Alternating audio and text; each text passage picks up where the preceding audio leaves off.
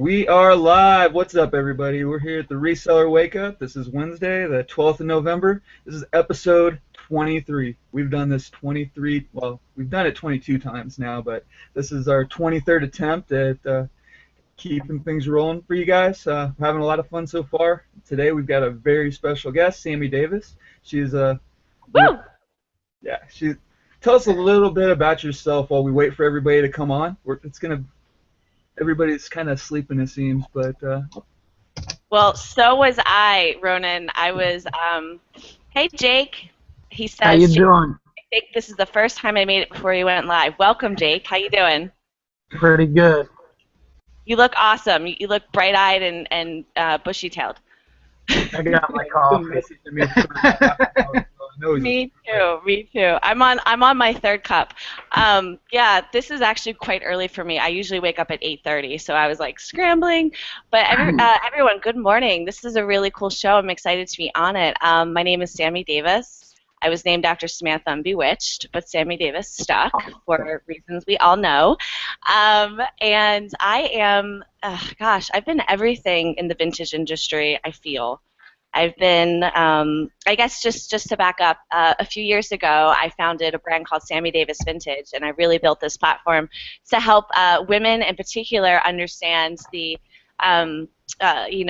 beauty of secondhand and of vintage and of thrifting, and I really stood for that platform because I wear about 80% secondhand and I buy from sellers like you. And through that experience I went on to actually manage a boutique in New York City, which was quite an awesome experience because celebrities would walk in, we would have parties, and it was quite the hustle. It was quite the happy hustle trying to make rent in New York City selling secondhand fashion. But I've done everything from sell at flea markets to travel the country to visit flea markets. I'm a full-time writer for eBay. I write for the eBay guides that some of you may be familiar with, and I work with that team to help leverage the platform so that sellers and buyers continue to go to eBay for their secondhand goods. So I really, really believe in the virtues of this industry because I believe that not only does it allow you to express yourself in a more creative fashion than you would buying new, but if you are a private seller, if you are an independent seller, this is your livelihood. And this is, again, I said independent. This is where you can have independence from the man. And that's why I jumped into the industry, because I was able to gain independence from the man. Where I moved to New York 5 years ago to work for a corporation, after a year and 3 months, literally, I was like, peace out. I cannot do this for the next 20 years of my life. I'm really sorry. I have way too much energy. And that's opened up so many doors for me. So I'm so excited to be on this episode because I learned so much from the sellers. It's been amazing to see, even new terms like BOLO and the experiences that you have, and also some of the frustrations. And I really, want to also help people in understanding that, we are here to connect compassionately with each other. So when we're buying from sellers such as you, let's respect you. Let's not return things. Let's be nice in our comment threads. I mean, I could go on and on. I'm not one to be, to express frustrations, but I know that they're there. So for anyone who's tuning in and hasn't followed me or isn't friends with me on Facebook, I think some of my information's below, and I'm more than happy to hear from you, to hear what's showing up for you and how I can help with the platform that I've built. So that's me, and I'm calling in live from Spanish Harlem, New York City. I live off the 116th Street stop. It used to be Italian Harlem, but then it became Spanish Harlem. But whenever The Godfather was shot, I forget if it was 81 or 83, but they shot part of The Godfather here. So I like to say that I'm in the mafia neighborhood, the thrift mafia neighborhood. right on. Yeah. So you said you do a lot of writing for eBay, and what kind of stuff? How are you involved with them? What kind of articles do you write for them? Awesome, great question, Ronin. I write content about, it could be a little bit more factual, like 5 ways to know that dress is from the 1960s. Number 1, does it have a metal zipper? Like really, really basic things. But people need to know that people don't know. I always forget how much I know that people don't know, and I'm sure everyone here today can agree with that. And then I also write a lot of content that really, again, it puts a favorable light on the industry itself. So like 10 questions you should always ask your, your secondhand seller, or 11 things you should never say to a vintage seller, like, I'm buying this for a costume party to look like a 70s disco queen. I mean, that's very tongue-in-cheek, but people really like that content. And I've been able to share it not only with my audience, but my audience shares it with their audience. So it really becomes like a domino effect, continuing to spread knowledge about vintage and secondhand, and also to perpetuate this idea that, like, anyone can go and purchase something secondhand or try to before they buy it new. So, some of my stuff here in my apartment I could show you guys, like, is secondhand. Some of it's new, but, like, I don't know if you can see, like, there's a couch over there from Craigslist. I, like, intentionally bought that off Craigslist. Secondhand bookshelf behind here. I have some, like, 60s crystal lamps that I bought. Just helping people understand that, like, this is an easy outlet for them. It's not difficult. It's not difficult to go on eBay, type in some search keywords, and find, like, the object of your dreams, and find something that no one else is selling, right? Right. And I know that everyone here on this panel picks up the most random stuff, and it's the most random stuff that people love. So all of that content is linked on my eBay page, which I don't have linked below, but I'm more than happy to share it later. And eBay is doing really, really great things where they're really continuing to create content so that people stay engaged on the platform. I know that there's obviously some, like, eBay this, eBay that, but it's really nice to see the inside psychology of what they're trying to do to continue to build that brand so that it stands for something that everyone across America and the world turn to for these one-of-a-kind objects and secondhand pieces.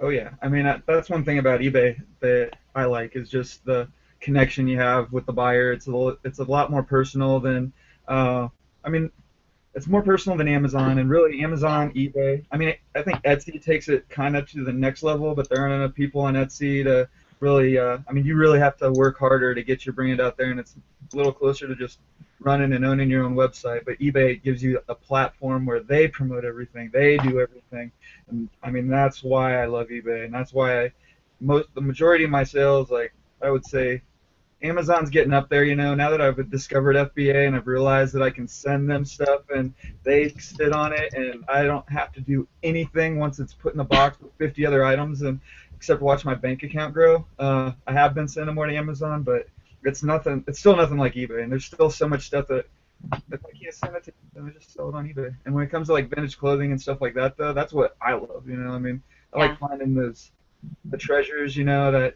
Ralph Lauren polo jacket for $2, or you get it home and look it up, it's 300. I mean, Exactly. I've got a Laura Piana 100% cashmere coat in the corner over there hanging up. It was like $2,000 retail, and it's right next to a $1,600 Remy leather jacket, and I paid like $10 or $20 for them. But You're stylish, man. You're styling. coming from you, that's definitely a compliment. Of course. What has everyone else here been selling lately, especially with Thanksgiving holidays approaching? I'm curious if people are buying Thanksgiving objects or Christmas objects already. I haven't been doing much I don't chase holidays at all. I mean, I try and list more toys, I guess, around Christmas. I pay more attention to the toy racks, but that's because it's easy and it's Amazon. It's mostly on Amazon that I send that stuff to, and I mean, I know that.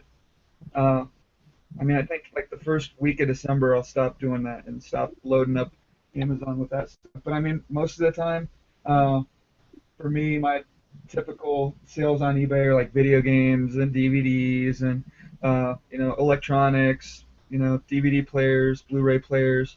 I've been trying to get into the clothing more and more though, just because, like I said, that's what I really love, clothing and jewelry and stuff. But the knowledge you got to have to really be successful with it, and the extra work you have to do, it's crazy. I mean, the profit margins are insane, but it's not easy money at all. Like, a lot of people will try to make you believe. I mean, you got to go and read those ebooks, you got to watch the YouTube videos, you've got to get on the groups and ask questions, and you've got to be basically engaged if you want to do that. Either that or you just have to have years of background experience in retail or something to already know that stuff. Yeah, right now I'm not hitting many of the holidays sales items. But it is seasonal side items like jackets right now and vests and things like that. Ski bibs, that's selling. Yeah. I mean, like I yesterday. think mostly Amazon is better for holiday type items, and that's like you said, Ronan. I don't chase holidays for eBay very often. But like all the gimmicky stuff for holidays do really well on Amazon, so that's where I send it. Right. So, did you guys find anything the last couple days? Anything interesting out there? I've just been looking for Amazon lately. I'm really trying to push that and get it as big as I can. You just got approved for health and beauty yesterday, right? What's that? You just got approved for health and beauty yesterday, right? Yeah, I got approved for health and beauty last week, and then I got approved for health and personal care yesterday. Woohoo! So We're gonna talk now about that I get later. to be the guy walking down the makeup aisle in stores picking up like 500 things of lipstick and Jake, go to Sephora.com and look at all the brands and educate yourself. That will help awesome. tremendously. Sephora. Here, I'll type it in the chat. Yeah, the last couple of days I've not been sourcing. I've been doing a lot on the computer and getting the affiliate store going. And yesterday I did a lot of volunteer work with the memorial building. Yeah, memorial building for Veterans Day. That's awesome. Today I'm going to go and do a little bit of thrifting. It's another busy day with meetings and stuff, but I'm going to try to get some thrifting in. Yeah, it is freezing cold here. It's been snowing the last couple of days here in Colorado. I woke up this morning at 55 degrees in my house at about 3:30 because my heat went out. So I got up, spent like an hour or so just checking the internet to figure out how to get that heater working, and it's just now, like 4 hours later, getting warm enough where I can take my jacket off. But I mean, it was, yeah, my wife wasn't happy when she woke up. I could have slept through it for a couple more hours, but she was not happy, so I had to get up and get that taken care of. But last couple of days, there's a lot of people in the chat. There's Amy and Matt, and one comment Amy had made. She said she mostly sells the weird and hard to find vintage. Said I love it. I love the research. I'm weird. I know it. Oh, it's so much fun to be weird. I mean, the best moments are when you're like, oh, if you see someone wearing something or they have something in their home, and you can drop the historical facts about it, and they just go, oh, okay, I never even thought. yeah. Right. But have you guys Honestly, ever? Yeah, sorry, Ronin. No, go ahead.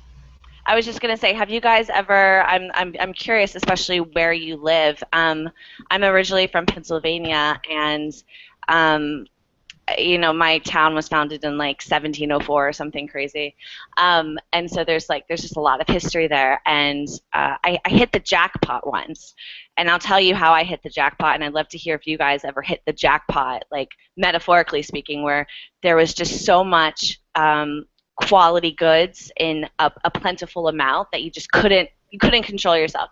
So what happened is our local theater, which had been founded in the 1700s, it was constantly receiving donations, and so they had like a big costume warehouse, and they decided to open it to the public to sell everything, to literally sell everything that they didn't want or need anymore.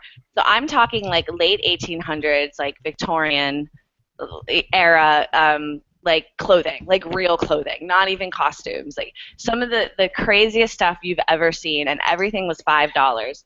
And imagine that like a bunch of people rush into a warehouse and it's just like a free-for-all, and you're just grabbing everything that you could possibly, like you're grabbing things you don't even think that you don't even want, but you're just grabbing it because you just want it in the moment, and everything was $5. And that was probably the most epic experience I've ever had, of like the adrenaline rush and just this, you know, dream come true. So I'm curious if anyone here has had that experience. Every time I go to the weigh and pay. Yeah? Is the weigh and pay in a nutshell. I mean, I don't know if you've ever heard of the Goodwill outlet. I don't know if you have them in New York. Yes, but we have one. Mm-hmm. Yeah, but if you've ever been to that place, oh my goodness, it's craziness. Eating frenzy. Yeah. Yeah, I mean that's the kind of place where you can go in, fill up a cart with, you know, $1,000 worth of stuff and walk out paying $50 all day, every day, and it's And crazy. you send that to Amazon FBA, or do you do clothing on eBay? I do both. I don't actually. I'm not approved for clothing on FBA or on Amazon. I have no intention of getting approved for clothing on Amazon just because it all has to be new, and I don't find much new clothing. And really, the new clothing doesn't even grab me. You know, I mean, it's the stuff that I like, or like the old, you know, houndstooth blazers. You know, the bright colored like uh, sports coats and jackets, and like the or you know the designer jeans that are look like they've actually got a little bit of use out of them. You know, I mean, I'm like I mean, like this shirt. I've never even heard of the brand, but it was cool. You know, just stuff that I noticed the buttons. You know, and that just you see those little details, and once you start to learn like what quality is, then you start to see it everywhere, especially at thrift stores. But that's what kind of attracts me. I don't know. When I find stuff that's just new with tags, it's like, oh well, okay, I guess I'll look it up. But I mean, it's just different than finding stuff that's like, wow, this thing is awesome. You know, like yesterday I found this zoot suit. It's like it's not a 1920s, but it's like this, and it fits me perfectly. That's why I hate it when that happens, but I might have to do another gratuitous suit pick on Facebook. No, but this thing, it's like a 6-button jacket with like it's black with white pinstripes. It's freaking awesome, but it's like $12. I don't think I've ever paid that much for a suit, but I had to have it. Oh, come on. Where are you living in Colorado? That's where my brother lives currently. I'm in the Denver metro area, uh, like right in the suburbs on the edge there. But I mean, where I live, I can get basically anywhere in Denver within 15 minutes, unless Cool. it's on the other end of town or something. But yeah, go back and forth between here and Boulder all the time. But there are just so many thrift stores, and I mean, the thing about Denver, it's a newer like urban area, so there aren't a whole lot of the antiques and the crazy old 1800s items and the really, really 100, 200-year-old items. I mean, but there's a lot of money here, Hmm. and there's a lot of people that they're like transplants, so you still find that stuff. But I mean, when you go to thrift stores around here, it's just people are like cars are lined up to drop off, you know, and it's just tons of clothing items, and nobody does garage sales. It's so hard to find garage sales unless it's just like a perfect day. And then those people, it's more, you know, we've got a couple. There's the professionals, you know. It's like you start to recognize their signs, and you don't even Yeah. bother stopping there anymore or trying to find them. And then you've got the guys that are just like, I just want to hang out outside all day, have an excuse to be outside because it's nice. So I very rarely get a garage sale that's really good because everybody's just lazy around here, I guess, or too lazy for a garage sale. They don't want to deal with it. They just drop it off at Goodwill. Drop it off. And there's just so Have you many. ever thought about going on a little trip? You know, go on a loop all around the whole metropolitan area. You know, on the looking for the small vintage or the mom and pop type thrift stores. Yeah, there are a few of them around here. I don't have a whole lot of luck with the mom and pop thrift stores because the people that run them are generally sellers on eBay, Uh, and I mean that's how they got into the thrifting.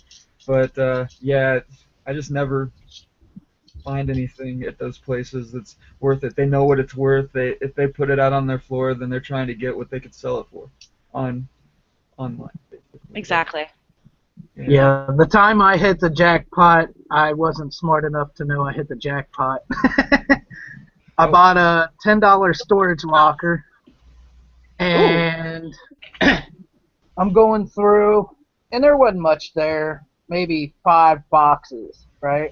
Well, in those 5 boxes were just bricks and bricks of sealed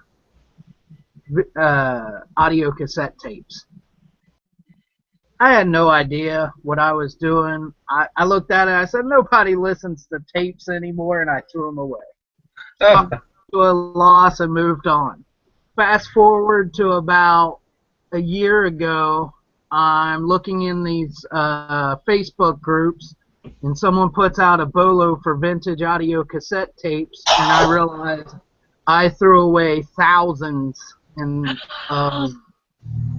thousands of dollars in Get video out. or audio cassette tapes. Yeah. Oh no. It's okay. It'll come back to you. Yeah, it'll come back. Oh yeah, and it has. And it has. But Well, I mean, oh, go ahead. it just goes to show you the more you know about anything, the more money you can make at it. Absolutely. I mean, yesterday when I was, the Goodwills around here just have crazy sales too. Like every time I bring up sales in the groups, everybody's like, "Are you serious?" My Goodwills don't do anything like that. But like this week, they started doing something where all week, all yellow tags are 99 cents, no matter what. So I went in and I looked at the jewelry counter first, and I found this little ring. You know, it's unmarked, unstamped. Get it home, test it. It's 10 karat. So yeah. Wow. But yeah, it's like $40 just in scrap. But then I got, like this little copper ring. I mean, it's cool, older, vintage, but it's kind of heavy. It doesn't feel like modern jewelry. It's not new. And then this little brooch. It's like a hand painted brooch. It's got a little signature in the corner. I don't know what the material is, but it's not plastic.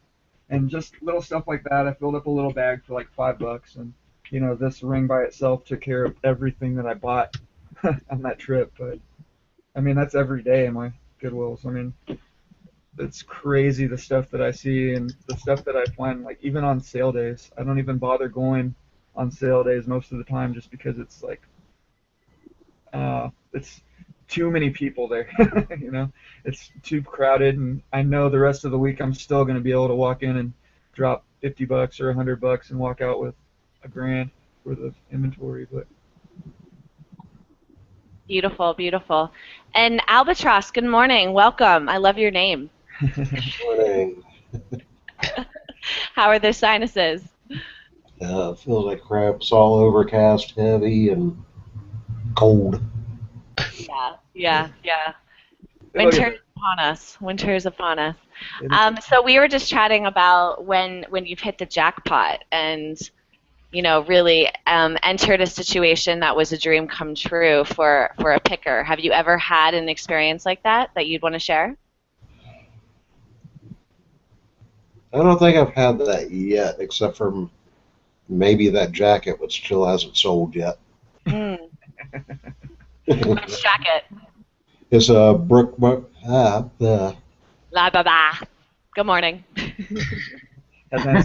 Coffee. Brooks Brothers Nubuck leather car coat type deal. Oh, yeah. We got it for $15. All right. Well, I have a feeling it'll sell today or tomorrow because we're giving it good energy. That's right. Goodbye, Brooks Brother. Hey, you should send me that link so I can pin it and get more followers. Yeah, I actually downloaded that free chapter of your ebook this morning. I got about halfway through it. I've been trying to read up on it, but I mean, I wanted to talk a little bit about your book. Thank you, Ronin. But it's very positive. I like I mean, it seems more geared towards women, but we have a lot of lady listeners. But I mean, even I got something out of it, and you can't beat free, and that's all you have to tell me, and that's good enough. I'll go check it out at the very least. But yeah, if you want to tell everybody a little bit about what you were trying to get across and everything, and kind of what it's about, that'd be great. Awesome, Ronin. Thank you. First, thank you for downloading it. Yes. Yes. That's like an online marketing secret. You offer a free chapter for like the hook and bait. So I hooked you. So 2 years ago, I wrote an ebook. I wrote my first ebook, which is actually available for free. So I'll put it in all the Facebook groups. It hasn't crossed my mind to do it. The 100 best vintage shops online across Etsy, eBay, and independent. So these are the men and women that have really created brands. So like you will know like the Kissing Tree Vintage. Like she has this beautiful model. She has her own branding, advertising, all of that. And that ebook experience was phenomenal because I really stood for the industry. And so working with those entrepreneurs and growing as my own woman, or growing as a woman here on this planet, I realized that every success is about positive energy. Success is about believing in yourself. Success is about conscious creation. And that's how I've, created my life and how I continue to create my life. So I rebranded essentially as someone who is about conscious living and positive energy. Conscious living is, it's a bunch of different things, but I consider thrifting, secondhand, supporting independent sellers as part of that. So the ebook, my latest ebook that Ronin speaks about, it's called Love Your Life, all capital letters, the 7 secrets to using the power of positive thinking and the law of attraction to create the dream life for you. So the ebook is really, and it is more geared toward women, but the ebook is for anyone who wants to pick up like a little nugget of wisdom here or there about how they can really sit down and think to themselves, what do I like about my life? What do I not like about my life? And what can I do right now with these exercises that Sammy presents me so that I can be a more conscious creator using positive energy to attract what it is that I want into my force field? So for those of us who are on this video chat, obviously, like, income's number one. We want to make money. We set goals, okay? So you might use one of my exercises to help you get over this limiting belief that you can only sell $300 a month. And we all have limiting beliefs, whether we know it or not. And so the ebook, as you read through it, gives you the opportunity to almost sit in your own therapy chair and be like, how do I really feel about my experiences here on this planet? How do I really feel about being a business owner? How do I really feel about being a husband, a boyfriend, a wife, a daughter, whatever? And how can I change that in a positive way for myself? So the chapter is linked below, the free chapter. It's chapter number 1, which is changing, I forget exactly how I worded it, changing your self-image, I believe, Ronin, is what I called it. I'm blanking on exactly how I titled that. But it's 7 secrets, and that's the first secret, which is really like, who do I want to be? So I know Jake here, he said earlier, he's like, he wants to be a big Amazon FBA seller. I can tell. He's, kind of new to the industry. He's learning things as he goes along, and he's probably going to hit some like mental roadblocks. But when you have the tips and tricks in my book in your subconsciousness, when you start to think negatively, you go, no, that doesn't serve me. I get to calibrate on the energy that, there is enough abundance, money, and opportunity on Amazon FBA for me to make $5,000 a month. Whatever it is that you want to believe, you get to believe that. So whether or not you're interested in the free chapter for yourself or someone else, I definitely suggest downloading it, because once you get it, you can just send the link off to anyone that you think might benefit from it. And I'm just really excited for this platform, because I believe that as entrepreneurs that are working from our homes, right, there's a lot of time to get negative. There's a lot of time to just cycle over and over and over again about, things in our life that just don't serve us. So this ebook is really for everyone. It's especially for entrepreneurs such as yourselves who want to continue to create great things in their lives using their own energy, because they're not getting a paycheck from the man. They're not just showing up at work and getting their 401k and health benefits. Like, you're creating it for yourself. So thank you, Ronin, for allowing me to wax poetic about my latest book. I appreciate it. Yeah. No, like I said, it's a great book. I like your energy anyway. I've watched a lot of your YouTube videos, and I've actually followed you on Facebook since you had that interview with Callie, actually. Oh, great. 3 weeks ago. Yeah, so as soon as I saw that interview, they're kind of like, wow, I like this person a lot. I gotta get her, involved somehow. And like you said, the positive thinking part's really important. Being around positive people, other positive thinkers, people that, when you're around people that can believe that they're doing what they're doing, or that they can do what they say they're going to do, then it helps you believe it. And that's why I started doing these hangouts. And when I was in these hangouts and we were just amongst ourselves talking about it, I was like, man, we've got to go live on this. We've got to start sharing this with everybody, because there's so many positive vibes going on in here, and there's so much good information as well. It's not just all, we're not just spewing hippie stuff like, oh yeah, blah blah blah. No, we're telling you how to do it as well. Totally. But, what's that? I'm totally a hippie. Don't steal my hippie card. No, I'm not taking your hippie I card listen to away. the Crosby, Stills, Nash and Young album like every day. But we're all resellers, and this is a reseller show, and people who are watching are resellers, and maybe some of them are like, oh, what are you doing talking about this hippie stuff, you know. But I mean, I think it's very, very important to have that. I mean, like, success breeds success, and you know that Yes. you have to have that positive thinking. And you have to surround yourself with not only people that can tell you what you should be doing or how you should be doing things, or giving you suggestions. More like, I mean, we're resellers. We don't like to be told what to do and or No, what we should be doing. We like that's people why to you're tell not us working for the man. exactly. I Yeah, just want to yeah. be I somebody mean, like, the sky is the limit, right? And it's so cliche, but it's so true. And we create limitations for ourselves. So what is the limitation that you're going to create for yourself? Are you going to be $5,000 a month, or are you going to be $500 a month? I mean, it's up to you. And it's all about small wins, right? And a small win is participating in this Google Hangout. A small win is checking out what Pickers University has to say. It's like, it's continuing to believe in yourself so much that you continue to go out there and gather the information you need, because if someone else can do it, so can you. I mean, hello, it's not that hard. It's just about learning and believing in yourself enough to take those steps.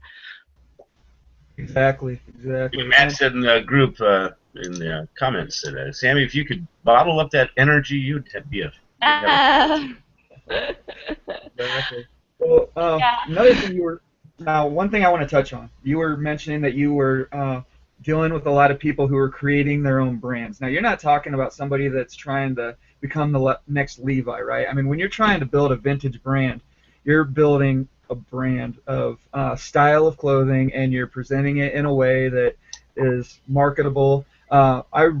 That really, really interests me, because that's what I'm trying to do. I'm just touching the surface on clothing. Like, I don't know if you've ever heard of Steve Rakin, but he just created an ebook a couple months ago, actually, that just talks about a lot of clothing brands, men's clothing brands, and goes into detail on, you know, like what to look for. And I mean, that kind of opened my eyes and made me start going to the clothing racks when I went to the thrift stores. And you know, now that I'm kind of getting all this stuff, it's like, wow. I mean, the stuff that I'm buying is kind of my brand, you know, and finding ways to market it as a brand that's the next step for me, like what I want to get into.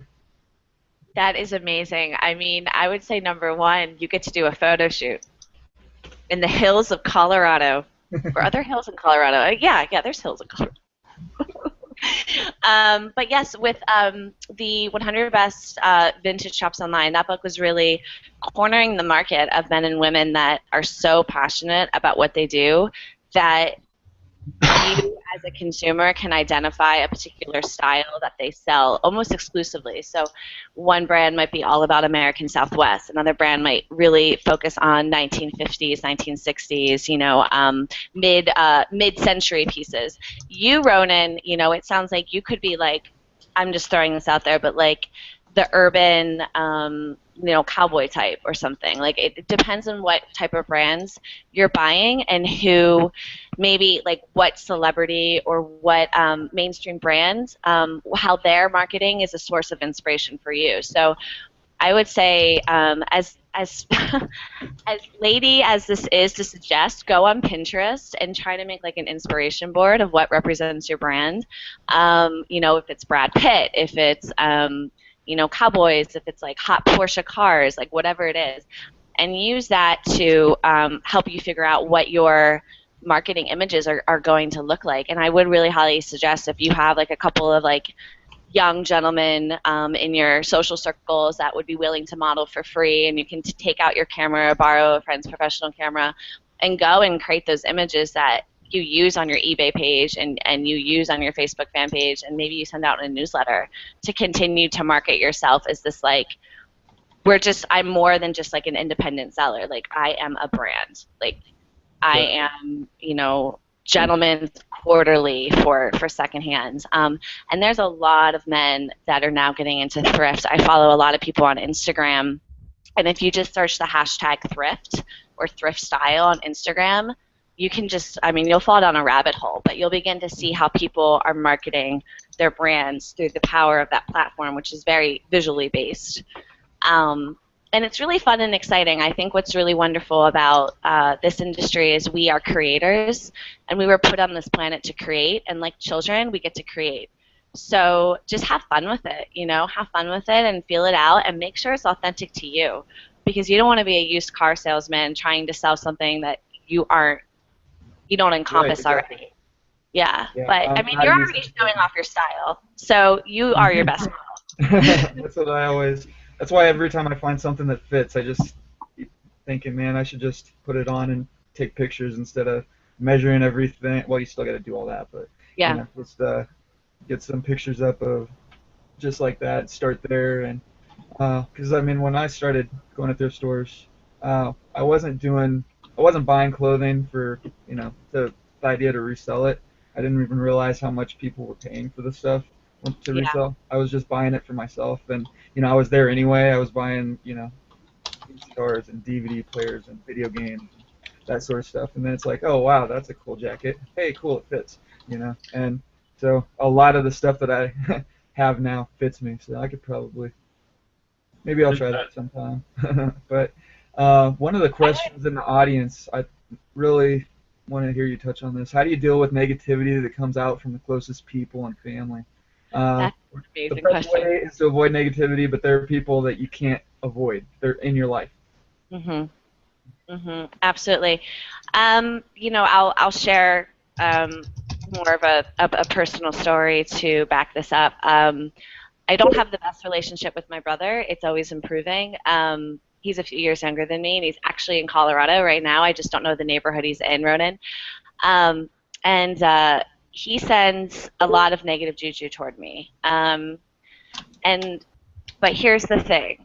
It's negative energy because I choose to make it negative energy. And so when I find myself in this place of feeling like a text message or a Facebook comment or something is negative, I step out of it and I go, that's his own pain. That's his own whatever in the moment that he's going through. To back up, I know that, he's growing into a man right now, so he's obviously going through a lot of things, trying to figure out his life. So I do my best to remove myself from it as like taking it personally.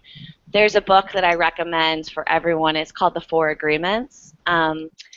And I'm blanking on who wrote it, but the Four Agreements, one of the agreements is don't take anything personally.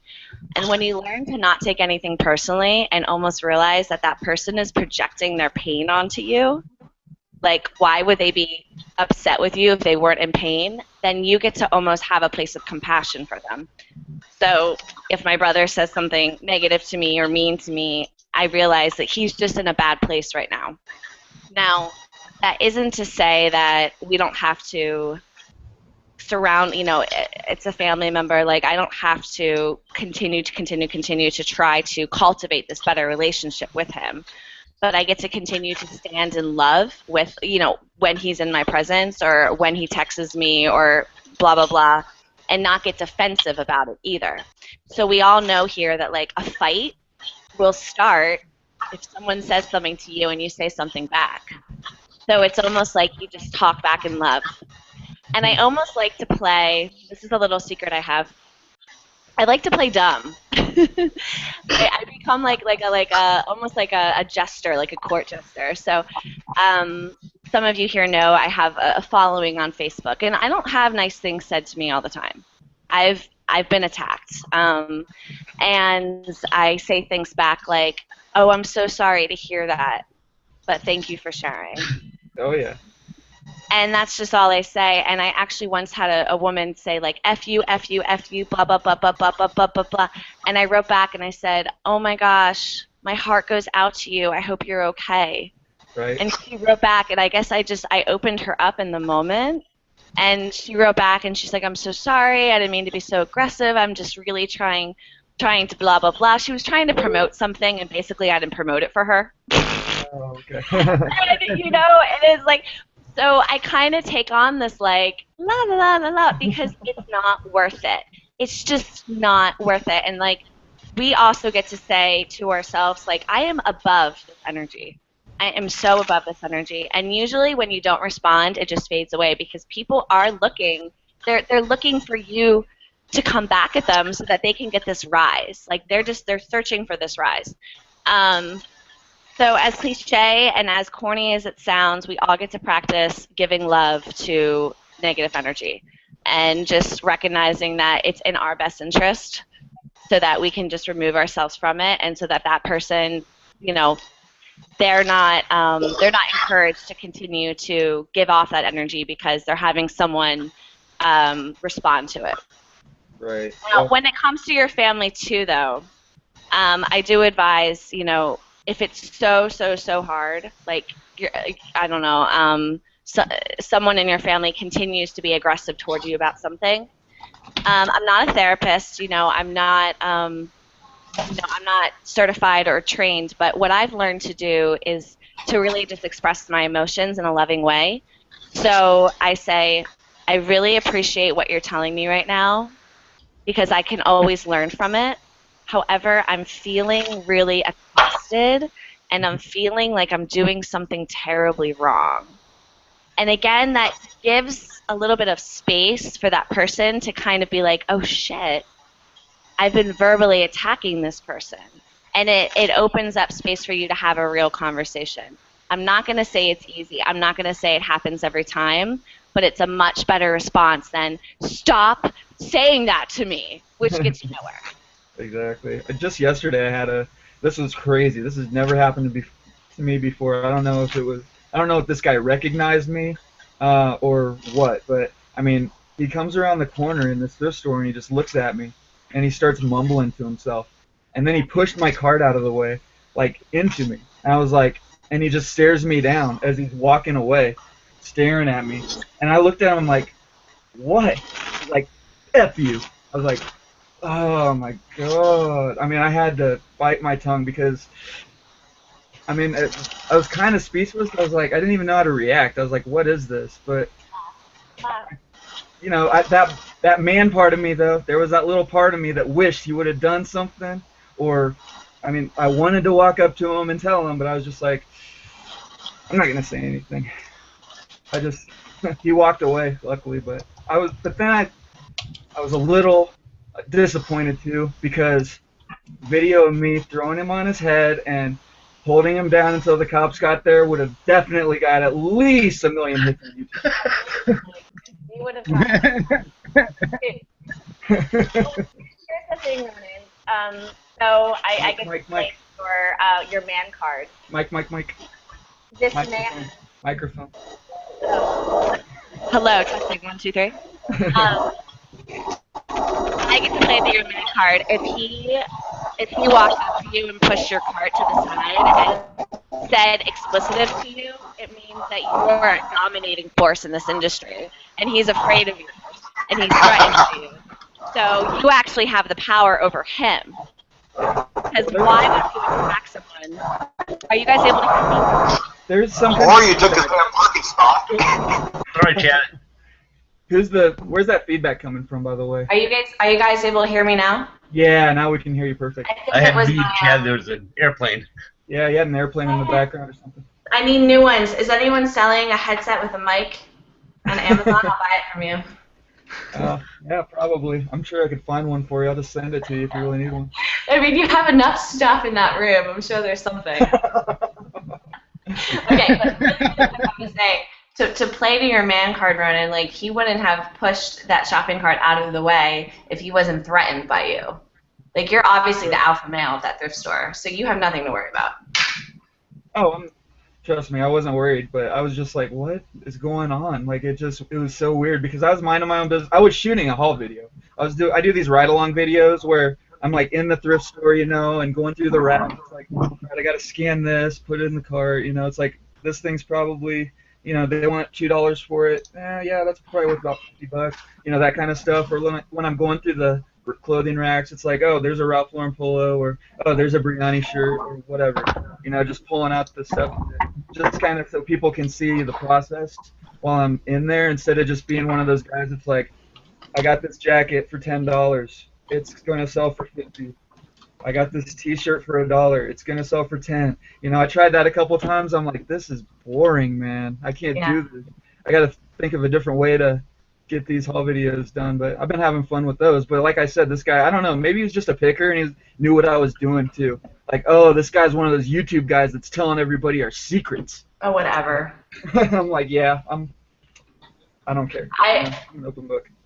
I was cast for a reality TV show 2 years ago that you all would have hated me. It was called Thrift Wars, so it was modeled off of Storage Wars, and it was supposed to be an auction, and we filmed the pilot, but they didn't end up buying it. But it was going to be 5 women shopping in New York City, doing exactly what you just said, Ronan. We were supposed to be aggressive toward each other, and it didn't work because as women, like, the 5 women that they picked, especially me, were like, we don't want to be aggressive against each other. Like, it just didn't work as a formula for Oxygen, where Bad Girls Club is the #1 show, or has been the #1 show. But it is a reality. I mean, I can't imagine you being aggressive towards anybody. That doesn't even compute. Whatever. It was an experience in my life, and I'm I'm glad I had it. Yep. Yeah. Though I've been thinking about a couple of different ideas for reality shows. I think the most fun one that I've thought about is you wake up one morning and every item in your eBay store is sold. Deal with it. And then just film that and just have like 10 people or whatever for the season, do each person, I mean, imagine if Ronnie Hart woke up one morning. I mean, it would be great to have that, $40,000 in sales, but now you got to ship all that and you've got to get it all out in time. And I think that would be a pretty crazy show. I just wouldn't know how to do it where you could have it happen, I mean, you can't just you have to do like coupons to people or something, or I don't know. But something like that would be fun. There's so many different angles to showing the inside, behind the scenes of the thrift industry. Because there's so much that goes into it that I don't even know. Oh yeah, exactly. Mm-hmm. Thrifting with the boys is fake? What? No, I don't know if thrifting with the boys is fake or not, because I mean, some of the stuff I find, it doesn't surprise me. I've never even watched the show. Are you out of your mind? It's fake as $2 bill. Stuff is planted. It is pathetic. Really, you guys do this for a living. You can't tell which things are fake and which aren't. I've never actually watched it. Oh, let me list this while we're in the store, and let's see if it sells before we leave. And then as they're checking out, oh, I knew it would sell. Come on, give me a break. That's never worked for me. I've tried that several times. It hasn't worked yet. Because that's fake. It's planted. It makes for good TV. That's why there's only so many of these, and that's why when you hear that these storage units, an insider comes out and says, "Look, they put stuff in these units. If they didn't, it would be boring. It would be what you guys do every day. Come on." Yeah, I know for a fact. I've had producers tell me, Storage Wars, they do place. Like, it's 100% true from people in the industry. Yeah. Well, like the auction hunters guys, those guys that do the storage auctions, I don't remember their names, but I mean, every other episode they find a gun or a classic car or a freaking something crazy, like a Jeep, whatever. Antique Indians never, has like 37 of them have been produced. Yeah. Yeah, exactly. And okay, it's like this, guys.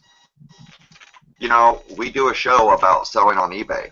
Okay, I could probably become pretty damn famous in this community by selling. But if I had Joe Blow, my next door neighbor, buy a bunch of my stuff, it's like, look what I just sold for 10 times what somebody else normally sells. I mean, it's that easy to manipulate people's thinking. Like, it did sell. I just heard the cha-ching, or whatever. Yeah, I know what you mean. Give you what you want to see, what you want to hear. That's why they're so successful. Yeah, reality shows are very fake. I mean, they're all, like, even a lot of them, like, Duck Dynasty. I know guys in the industry, that talk about it, and they're just like, we just give them an idea. We tell them, this is what you're going to do today, and then they go and they do it their way. It's not scripted totally, but it's like, it's still scripted. It's just not like, this is the script. They're like, this is what, go do this, guys. Let's go film it. This will be fun, that kind of stuff. But anyway, that's just all. Did I say $2 bill? I meant a $3 bill. I'm sorry. They exist. There's no such thing as $2 bills. Yeah, $3 bill. I'm sorry.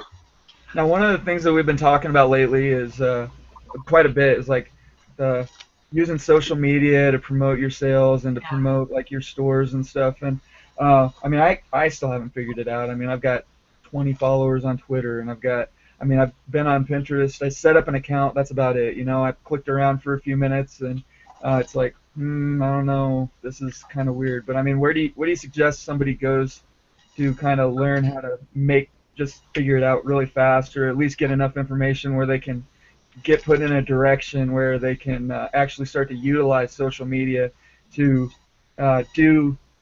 like promote their stores or promote whatever they need to promote to get attention to what they need to get attention to. I would say, and Ronan, that's a really great question, because first of all, we're very busy people, and there's so many ways to promote yourself online, and it becomes overwhelming sometimes. So if I were to suggest to those who are watching this episode, the #1 outlet where I think they'll have the highest return on results is Instagram. I just pulled up Instagram. There are people here, I'm trying to think of this one brand, but they have acquired thousands of followers, and it's because they are really just sharing what they find. So here's someone called Thrift Thrillers. They are Emily and Seth, and so they share everything that they find in a really beautiful way. They just pretty much put it on the ground. And then, and you know, they're doing like, it looks like Converse shoes and like denim jackets, like nothing too serious, like really cool things that they find. They have almost 6,000 followers, and you know, if you see an item and you like it, they have their email. And they're just working with PayPal. Now, obviously, you would be able to put your eBay shop link. They have like an Etsy shop link. But when they use the right hashtags, which is something that you would want to Google, like hashtags for thrifting, but even just think like it's common sense, like hashtag thrift, hashtag thrifting, hashtag thrift find, hashtag secondhand style, hashtag like whatever the object's name is, like Levi's. That almost creates like an evergreen effect for your content. Evergreen means people can find it at any time, because if they're searching for that hashtag, like 50 weeks later, they may find your photo, like you, and then you have a new follower. And so I think Instagram is really where you want to go, because Facebook fan pages are controlled by Facebook in a way that you have to pay to play. So you could have like 6,000 Facebook fans and you can't reach anyone because Facebook wants you to buy like a promoted post. Twitter, I think, is very saturated. I don't think people are paying attention on Twitter, and it's not visual. You guys are about visual objects, right? So that's why Instagram and YouTube, I would say as well, are the #1 sources for people to tune into social, or for people to use social media to promote their online resale business. So if you're not on Instagram, like Google Instagram 101 or whatever you need to learn, message me. But I just think it's really easy and fun, because like Ronin, like let's say like you're at the store, you know, and you're just like, took a photo, like look what I found, blah blah blah blah blah, and you can sync it up to Facebook, so it can be synced to your personal Facebook page as well. So that's where I focus my attention, just because it's a higher return on results, basically. I just signed up for Instagram. Woohoo! I'll follow you. I'll Yeah. follow you. And it, you know, it really is like, because my feed is all vintage sellers, like it reminds me of people too. Like it keeps them in my consciousness. So like the holidays are coming and I'm like, you know, I want to check out the Vintage Mistress. I want to check out, you know, 2 Vintage Girls. Like, so the marketing is this continuous, like, hi, I'm here, hi, I'm here. Even though you might not get a return on results right away, people will remember you, and like around the holidays or the birthday, they'll be like, I want to go check out Resell Ronin because he has an awesome Instagram page. And that's marketing. You become trusted by them. That's the thing. I mean, I keep telling everybody, especially if you're trying to sell on Etsy, and I think if I get into that and I actually start getting followers and I do start selling things, you know, through social media, then that's when I'm going to start Etsy. And so then, like, you can't really just start an Etsy page and then hope that it takes off. You know, you got to do more work on the social networking side of it, because it just doesn't get enough traffic. But there is enough traffic that once you get the social networking going, then you're driving people to your page. They're not coming to Etsy and finding your stuff. You know what I mean? So that's Totally. definitely. What about you, Chad? Have you use social media much for like attached to your store or like reselling, or do you just stick mostly to your YouTube? Well, we've gone through this phase of um, typically my Facebook is my high school friends, my family, Mm-hmm. and now 50% is pickers. And but everybody pretty much knows don't post picking stuff on my personal Facebook page because I just feel weird about pushing what I do on my high school friends, my family, and stuff like that. So we haven't really made that jump yet. But there's been a couple occasions where I guess a couple people hear about something or, you know, and then they'll come over. Like now my sister is actually in the Reseller Society, and Kim's sister is in the Reseller Society. They're interested in what we do, and they watch our videos and stuff, but nobody even knows that we have a YouTube channel. Nobody knows that we do this. I mean, because it's almost like we're not ashamed. It's just we don't want to push what we do. You know, you don't work at Walmart and post all your Walmart sales on your personal Facebook page. You know, I don't know. I think it's a line that we just haven't been able to cross yet. I think that's why Instagram's really great because if you're starting fresh, it doesn't have to be anyone you know. Right. Well, that's the thing about Facebook with me too. I really don't like the fact that it's pushing. I mean, it's like you start getting an image on Facebook, you know, and it's more for getting in touch with old friends and stuff. And there are just so many people that have absolutely no interest in what I do. They don't want to see that stuff, basically. So finding other outlets to get all that set up. And plus, I don't want to have my face on it. You know, like you get haters, and they can ruin your business really fast if they know where to find your store. And that really sucks, you know. And, I mean, I know, like, Cody Hawk happened to him. And I know that he's got a lot of haters, and I know he's probably got some haters that are watching right now. But you know, I mean, I've watched his stuff, and he's a good YouTuber, and he was trying something different. And I mean, I had actually thought about doing something like that myself, but I mean, after his experience, it just kind of disappeared because people screwed him, basically. I mean, they messed with it, and it's just too easy when you put yourself forward like that. You still have to figure out ways to kind of keep yourself separated, especially if you're making yourself a public figure. I mean, if you're just some guy that is trying to put like Facebook, like you get on Facebook and you're just some dude that's got an eBay store and you're putting stuff up on eBay every once in a while, and you know maybe your mom sees something, it's like, oh hey, I was looking for that anyway, that sort of stuff. But you know, when you start getting a lot of people following you and everything, then you got to be a little bit more careful, I think. And also remember, like, this is my favorite expression: love your haters, hug your lovers. You know, if you have a following that aren't fully supportive of you, they're still following you. They're still paying attention to you. Like, there's still something there. And if you know who you are as a person, you know that what you're doing is right, you have nothing to worry about. But if there's energy towards you that provokes something, and you know deep down inside, like, maybe this isn't the best way to present my brand, or maybe I'm giving away too much information. I had a huge attack on me 2 years ago. I cried for 2 days because I shared information about vintage warehouses. We all know vintage warehouses, secondhand warehouses. You go, you spend $500, you know, you leave, awesome.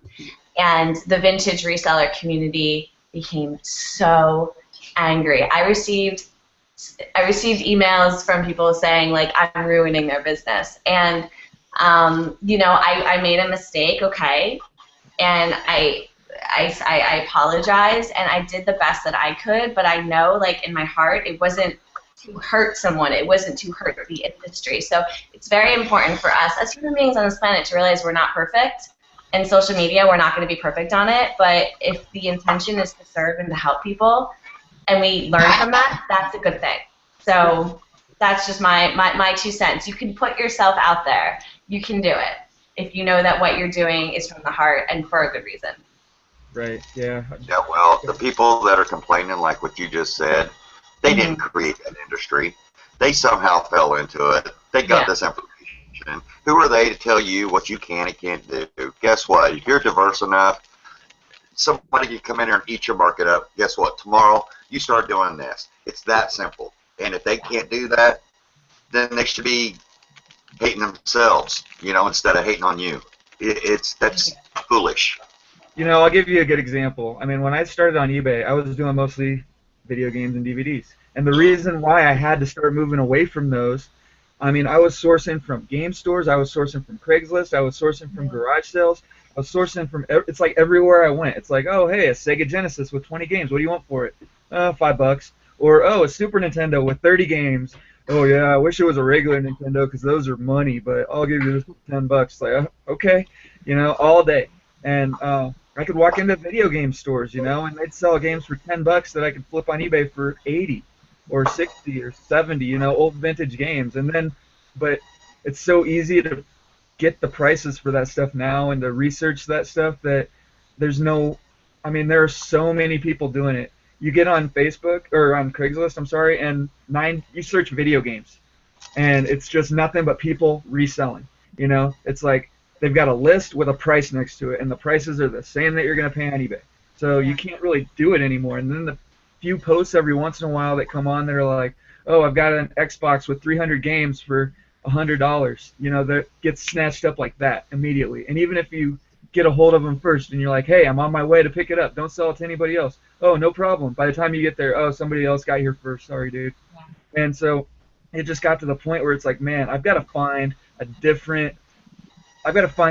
way to keep making money at this, but I've got to find different products to sell. So I just started getting diversified, and that's when I started watching the videos. That's when I started getting, reading eBooks and, getting involved in the Facebook groups and just to get as much information as I could on as many different items as I can. Because what I realized is, I mean, yeah, there are a lot of people out there that know, enough about everything to make it hard to find the deals, and they are getting harder to find, but I mean, nobody's ever going to know everything, and there's always going to be money on the table. I've never walked out of a thrift store with empty-handed, and unless I decided to on purpose, I mean, I've always found stuff I can make money on, but that's just because I've educated myself and I've gotten to the point where I can do it. But I mean, there aren't a whole lot of people out there that I don't know. I guess it takes a lot of discipline, I mean, it's really easy to walk into a thrift store, watch a video, and then just be like, oh my goodness, this is only $5, this is only $10, this is only $15, and then you get all this stuff home, and it's like, now what do I do with it?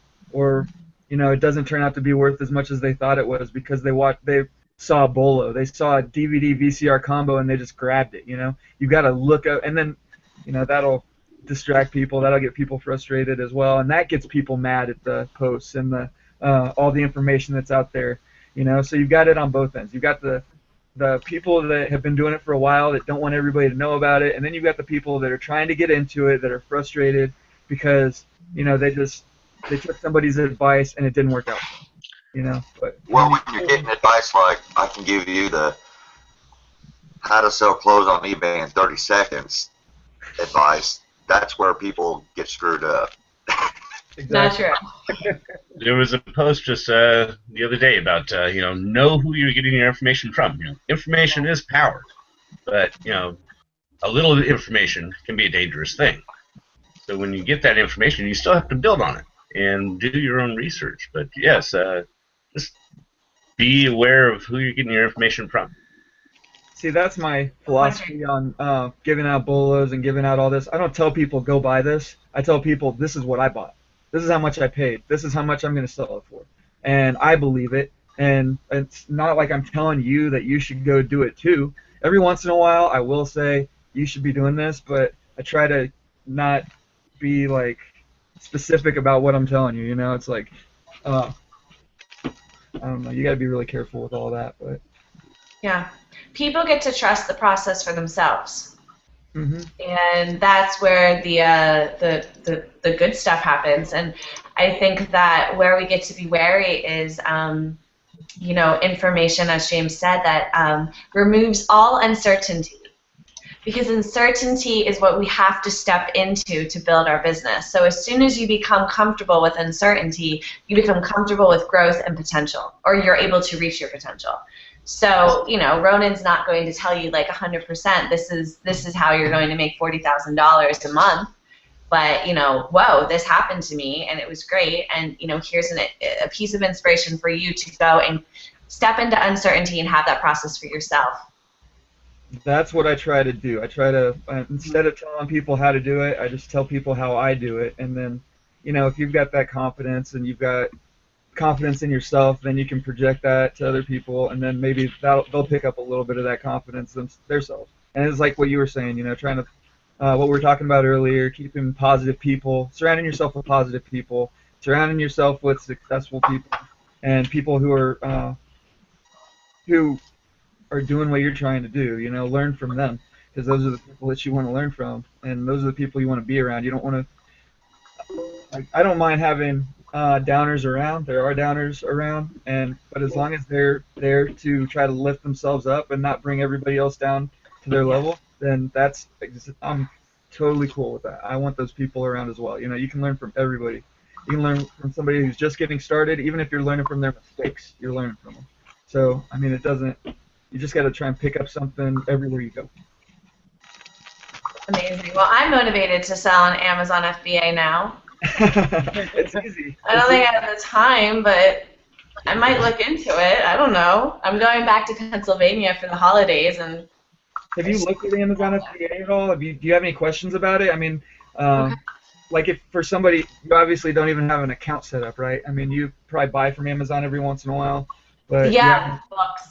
You've never sold anything on Amazon? No, only eBay. Okay. Only eBay. Well, Yeah. Books are a good place to start, actually, with FBA. What a lot of people do, they'll just take what I tell people, it's the same thing that I did, just go through your old books and scan everything. And you can buy, there's an app on Amazon, or on the Amazon is just released. It's a free app. It's called the Amazon Seller app.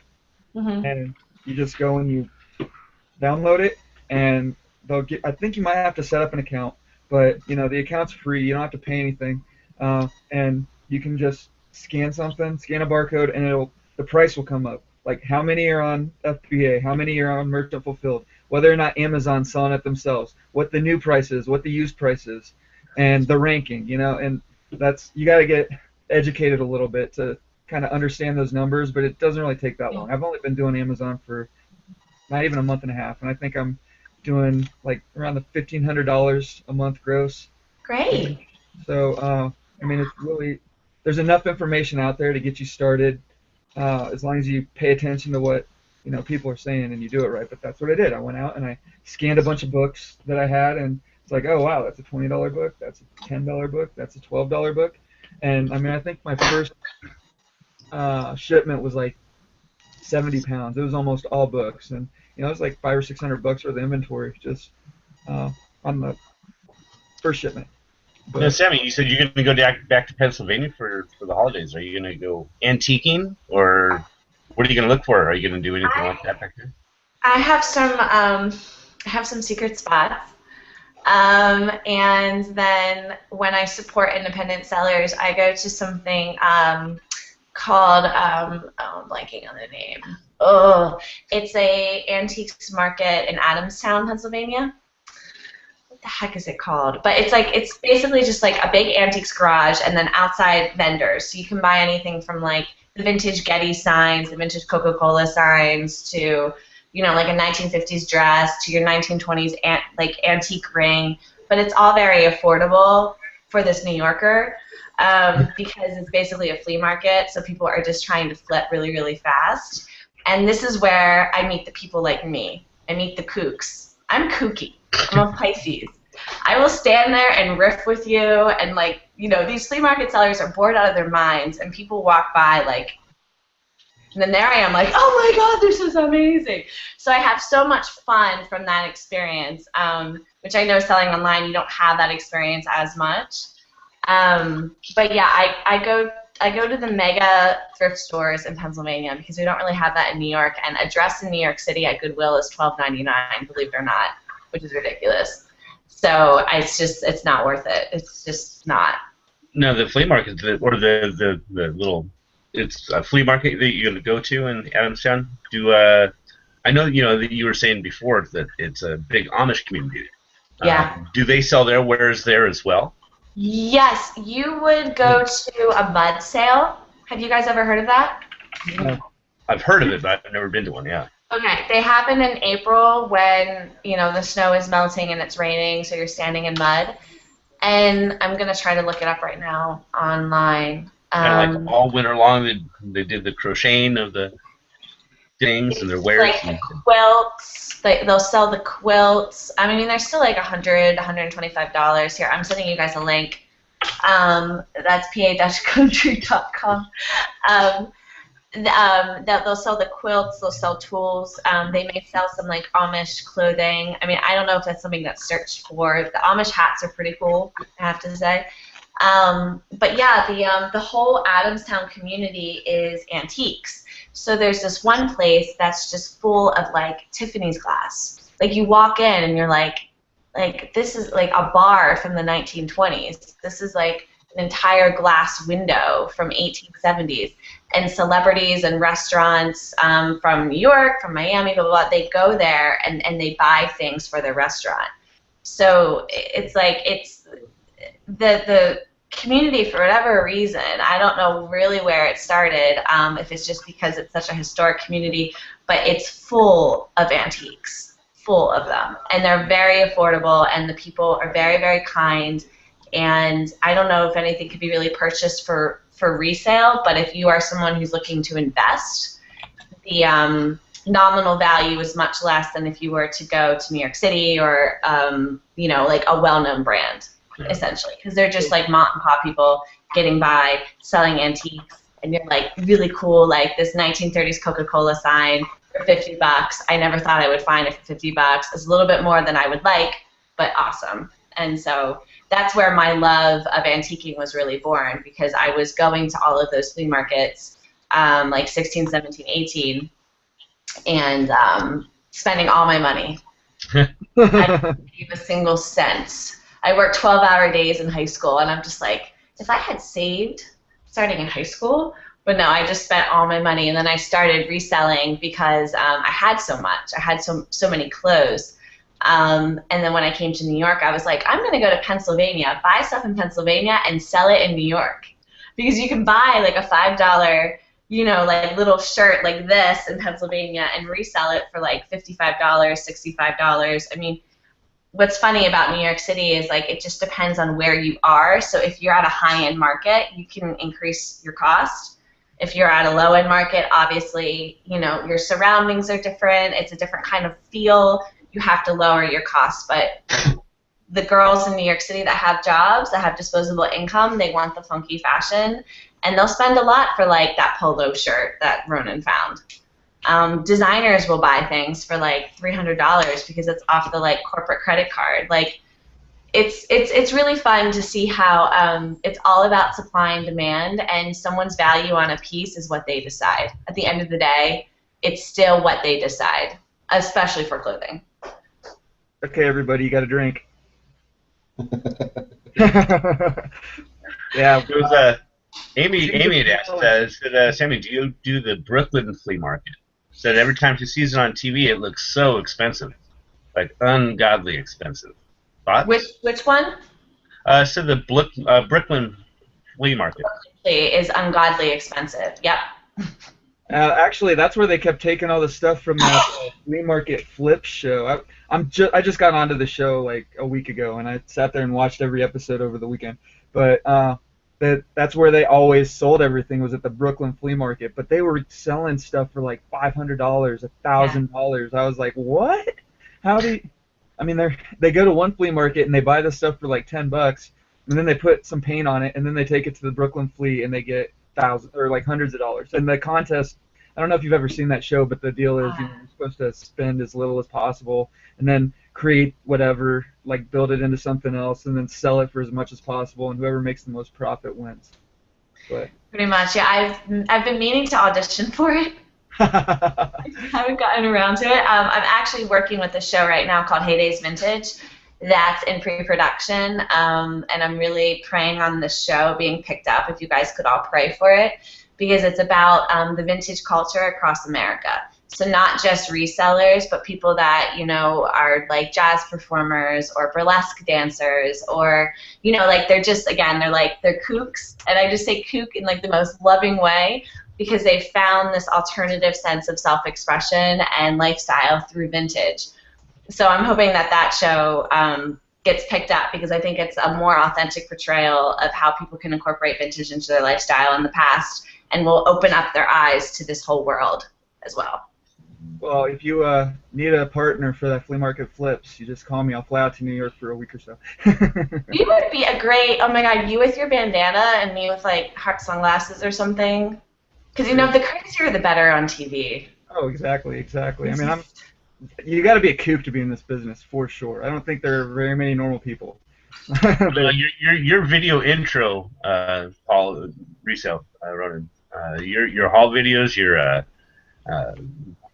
intro that you have, but 10-second one with the music, that is a great one. I like that one. Oh, the one where I was like flipping through everything and walking around the store and all that? Yeah, the intro on that one. Yeah, the monetization got taken down because of the song, but I gotta they do that. Get a source for free music that I don't have to worry about.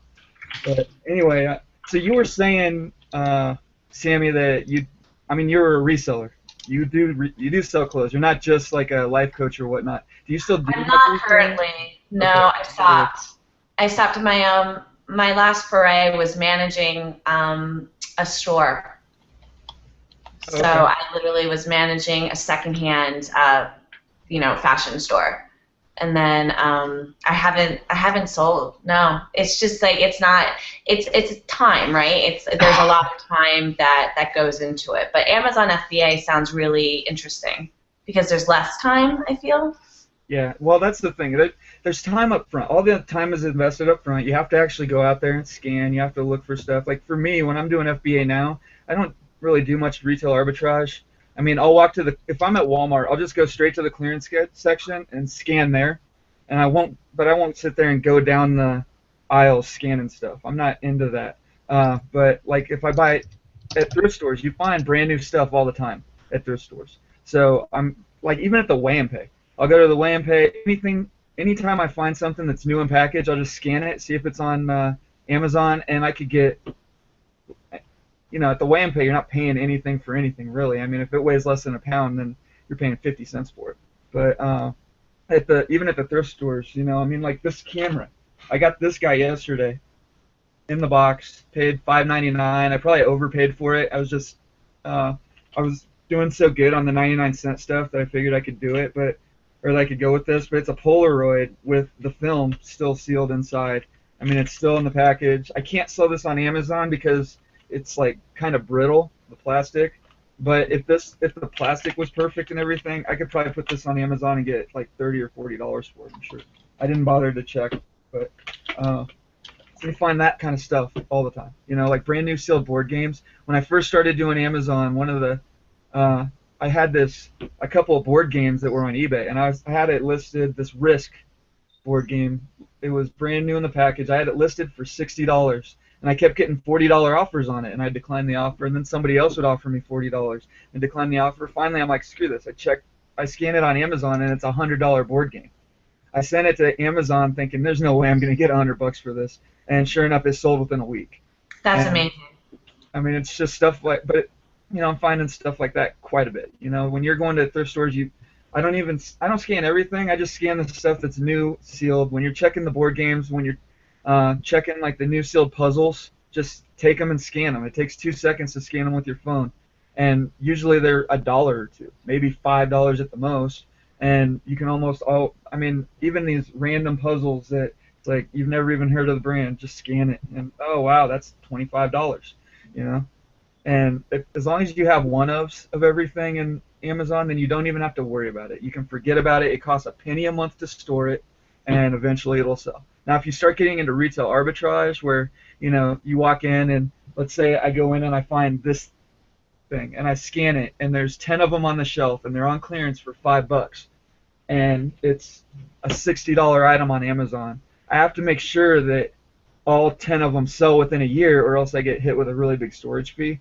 But I mean, that's just little nuances that you learn about really quickly. If you're just sending one-ofs, though, Amazon's pretty safe to get into. But and the thing with the retail part of it, when you have to worry about the storage fees, I enjoy, I like how Amazon has a notification system set up. So when I think it's like at 270 days in, you have like 90 days or so left. They'll send you notifications and reminders saying, "Hey, you got this much items still left in your inventory. You can reduce the prices if you want, or we can do it for you, or we'll dispose of it for you, or send it back to you." So they kind of give you some leeway, so you can try to start planning for it. Right. Yeah, That's exactly. awesome. That's awesome. Well, Ronin, and everyone here, gentlemen, thank you so much for having me. I really appreciate it. I've learned a lot. Well, we're glad that you agreed to come on. It's been a lot of fun. Now, let me ask you, do you have any questions for the panel? Like just general resale questions, or, I mean, been talking a little bit about Amazon. Do you have any more questions about Amazon? Maybe like what you should, what you think you might need to do to get into it, or? I guess my only question would be, when you are shipping to Amazon FBA, you acquire those shipping costs, correct? Yeah. That's what I assumed. Now, here's the thing with Amazon. They've got a contract with UPS, so the shipping costs are ridiculously cheap. I mean, a 50-pound box will probably cost you around 50 cents a pound to ship. I mean, like yesterday, or the day before, I put just 2 little items. It weighed 15 pounds, and it was a big box like this. It cost me $5 to ship that box. So you don't have to worry as much about the shipping costs because of usually it's about 50 cents a pound. It's really, really inexpensive. It can get down to 20 cents a pound depending on what warehouse it's going to and stuff like that. But yeah. Awesome. I think what I should do is try a few things and share my experiences. Absolutely. You're a member of all the groups. You've got all that information at your fingertips. You can ask any of us at any time. There's so many videos up right now. Picker Army is one of the guys that is usually on the panel, and he has a lot of really good videos about, he's starting to make some. I think he's got 1 or 2 of them up, just starting on FBA. Go check out his channel, and there's so much out there. I mean, it's really, really easy to find out how to do it. It does take a little bit of time, but like I said, once that first shipment's gone and Amazon's got it, you never even have to think about it or worry about it anymore. It's done. I mean, you can go back through and change prices and stuff like that if you want to, but I mean, they ship it, they handle the customer service, they pack it, they do everything. But flipping. Awesome. Awesome. Well, thank you so much for having me. I guess everything, social media-wise is linked below, right? Especially my personal Facebook page. That's the easiest way to stay in touch. But I hope to see you guys all around again. Definitely, yeah. I see you all the time in the group. So. Sorry, I'm waving goodbye to my Airbnb guests. Have fun. Bye. Yeah, we're always around, and I mean, we do this show every morning, Monday through Friday. It runs for a couple hours, and we all do videos too. So subscribe to our channels, and I mean, anytime you have a question, you can just shoot it towards me if you want, or post it up in the group. We can point you in the right direction to get you set up on Amazon. I'd love to hear your story. I want to have somebody around that's like brand new to Amazon and doesn't know, like not really a reseller. That would be awesome, just to get their experience firsthand. Or like same thing with eBay. I'm looking for somebody out there who who doesn't mind getting in front of the camera and talk about their experience getting started on eBay. Somebody who's new to it and just kind of learning and try and walk them through it. But yeah, there's so much love that we can spread through this. Because it is about helping people to help themselves. So yeah, let's do it. I'll see when I go home what books I can find in my father's existentialist Buddhist Taoism collection that he has. All I can say about that is it's going to be money. pure money. If this says Buddha on it, I think every book that I've ever grabbed that says Buddha on it has been worth something. That's been worth sending to FBA. All right. Well, that's where my positive energy comes from, because my father's all about the compassion of Buddha and the Dalai Lama. So I have some very interesting books in the 1970s. Yeah, just as long as they have ISBNs. It's a little harder to find them if they're older than that to sell them on Amazon, but Amazon's kind of weird when it comes to that kind of stuff. I mean, you've got to be able to find the book, but back to the 50s, I usually don't have any trouble. But you can still make your own listings. You can just you can actually buy a UPC online for like, what are they going for now, guys? Like 100, or you get like 100 of them for $2 or something like that. Yeah, it's fairly cheap. They're really cheap, but you can buy a UPC and put it on your own product. When you start getting into Amazon, I mean, the rabbit hole goes pretty deep. I mean, I love rabbit holes. You can create your own products. You can market your own products. You can build your own packaging. There's so much. You can bundle items. Like if I've got this Yahtzee game, this little handheld Yahtzee game, and it's I find 10 of them, I can sell them as one, or I can make a listing and sell them 5 at a time, or I can make a listing and sell 10 at a time. Items. Or I can find like a Yahtzee game and a poker game and like a slot game, and if they're all the same brand or whatever, you can bundle them into one bundle and sell them like that. It's pretty interesting what you can do. I mean, when did Amazon FBA debut to the marketplace? Oh gosh, at least 2011 or 12, right? Okay. Yeah. It's been around for a while. Yeah, one of the things I was thinking about yesterday, because it was Veterans Day, is how awesome would it have been to know about to have FBA when we were in the military. I mean, living in the barracks with absolutely no nothing, it was like living at home basically. And then you'd have that, like when you're back home, just sit there and send stuff in, and then you go to the field, you get deployed, whatever. You don't have to worry about it. It's just like constant second income stream. I think it'd be pretty cool to have somebody like that on the show too. Somebody who's like active in the military right now that wants to get into FBA. I mean, all we had back then was eBay, and I couldn't do eBay while I was in the military because of that. It's like, who's going to ship my items? You had to do everything yourself. But now with Amazon, it's crazy. I mean, I think there are actually guys out there that are doing like blogs, and they probably have YouTube channels where, I mean, they're just taking trips around the U.S., just going to places and taking an RV, and I mean, that would be such a fun little project if I could do something like that. But I've got a 4-year-old. Do it. So. Step to the uncertainty. Bring your family. Yeah, there you go. Get a 1960s camper. Yep, one of those. What do they call them? The Stratoliners with the. Streamliners. Streamliners, yeah, the aluminum. Airstream. There you go. Airstreams. And Sammy, before he goes, Amy had a question. Said, did you say that your first book was about 100 vintage shops? Yes, and I have it available for free download, and I just haven't been sharing it. I will put it in the Facebook group later. It's a beautiful PDF, beautifully designed, and you can really just click and check out a bunch of vintage sellers that have been able to create their own brands, and a lot of them have boutiques as well. So like you were saying, Ronin, you don't go to the vintage stores because they sell online too. They support themselves both ways, but their boutique is that's their heart. That's where they're able to have that interaction with people and create a brand for themselves. Well, what I was talking about are the mom and pop thrift stores, and I can't say that I don't go to all of them. There are some, Okay, for example, right now, I've got a pile of clothes upstairs that I haven't even started to go through yet and get listed. I probably got 4 boxes. And this guy, honestly, if I could get with somebody that would be like, hey, let me see what you have, and we'll both make out, and make some money, then that would be cool. I take a lot of my stuff to resale shops locally, consignment shops, and I do deal with those guys. But the mom and pop thrift stores, they're a couple that they'll have they start getting a pile in the back room, and they see me, and they know what I'm after, and they're like, dude, I just got this 10,000 card box of Magic cards.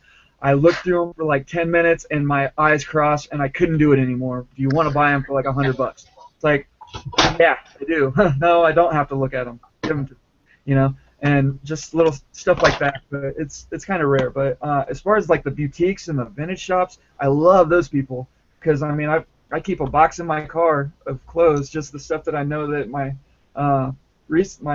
consignment shops will want, and I just take it around once a week. It's like they take what they want to take, they give me back the stuff that didn't sell for like a month, and then they pay me out, you know. And I mean it's good for $50 to $100 a week, I guess, at the most.